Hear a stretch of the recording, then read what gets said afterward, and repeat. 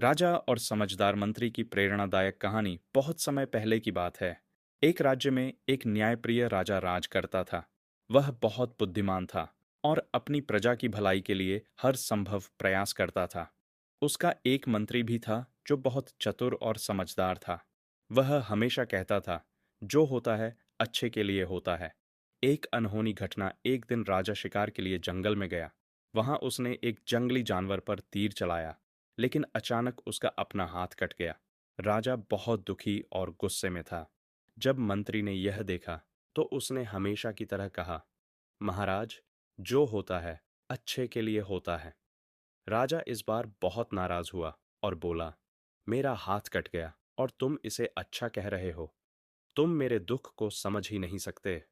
गुस्से में आकर राजा ने मंत्री को कैद खाने में डालने का आदेश दे दिया।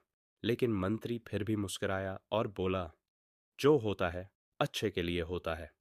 घटना जिसने राजा की सोच बदल दी। कुछ समय बाद राजा फिर से शिकार के लिए जंगल गया। इस बार उसे कुछ आदिवासियों ने पकड़ लिया।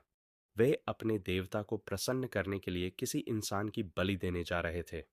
राजा बहुत डर गया, लेकिन तभी उन आदिवासियों ने देखा कि राजा का हाथ कटा हुआ है। वे अपूर्ण शरीर वाले व्यक्ति की बलि नहीं देते थे, इसलिए उन्होंने राजा को छोड़ दिया। राजा को अपनी गलती का एहसास हुआ कि मंत्री सही था। जो होता है अच्छे के लिए होता है।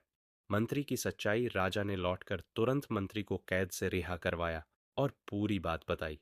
उसने मंत्री से माफी मांगी और पूछा, लेकिन तुम्हें जेल में डालना कैसे अच्छा था? मंत्री मुस्कुराया और बोला, महाराज, अगर मैं जेल में नहीं होता तो मैं भी आपके साथ शिकार पर जाता और आदिवासी मुझे पकड़कर बलि चढ़ा देते। क्योंकि मेरा शरीर तो पूरा है, इसलिए जो हुआ वह सच में अच्छे के लिए हुआ। कहानी की सीख। यह कहानी हमें सिखाती है कि जीवन में जो भी होता है उसके पीछे कोई न कोई अच्छा कारण होता है। कभी कभी हमें तुरंत समझ नहीं आता, लेकिन समय के साथ हमें एहसास होता है कि हर घटना में कुछ अच्छा छिपा होता है।